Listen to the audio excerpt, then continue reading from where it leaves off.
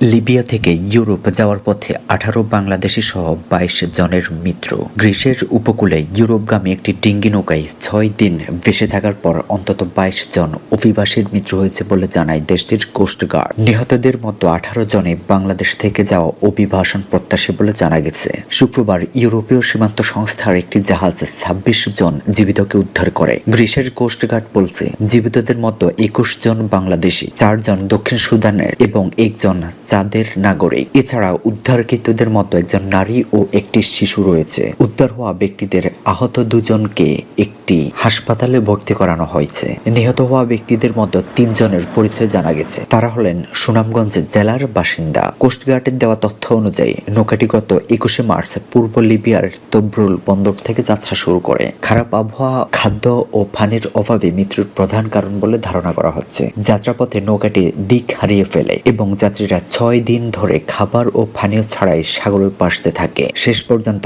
ক্রিটের দক্ষিণ উপকূলীয় শহর ইয়েরাপেত্রা থেকে প্রায় 53 নটিক্যাল মাইল দূরে নৌকাটি শনাক্ত করা হয়। ঘটনার সঙ্গে জড়িত থাকার অভিযোগে দক্ষিণ সুদানের 19 ও 22 বছর বয়সী 2 জনকে গ্রেপ্তার করা হয়েছে। তাদের বিরুদ্ধে অবৈধভাবে দেশে প্রবেশ ও অবহেলার কারণে মৃত্যুর অভিযোগে তদন্ত চলছে। জাতিসংঘের শরণার্থী সংস্থার তথ্য অনুযায়ী 2025 সাল থেকে এখন পর্যন্ত সমুদ্রপথে গ্রিসে পৌঁছেছেন অন্তত 41,696 জন অভিবাসী, যার মধ্যে চলতি বছরে 4,000-এর বেশি মানুষ এসেছে। ভূমধ্যসাগর পাড়ি দেওয়ার এই পথ অত্যন্ত ঝুঁকিপূর্ণ। মানব পাচারকারীরা প্রায় অতিরিক্ত যাত্রী নিয়ে পর্যাপ্ত খাদ্য, পানি, লাইফ জ্যাকেট ছাড়া নৌকা চালায়, যা দুর্ঘটনার ঝুঁকি বাড়ায়। লিবিয়া থেকে ভূমধ্যসাগর পাড়ি দিয়ে অবৈধ পথে ইটালি যাওয়া যাত্রা অত্যন্ত ঝুঁকিপূর্ণ ও প্রাণঘাতী। দালালদের মাধ্যমে রাবার বোটে করে এই যাত্রা প্রায় সাগরে ডুবে বা তীব্র খাদ্য সংকটে মৃত্যুর কারণ, যা প্রতিনিয়ত ঘটছে।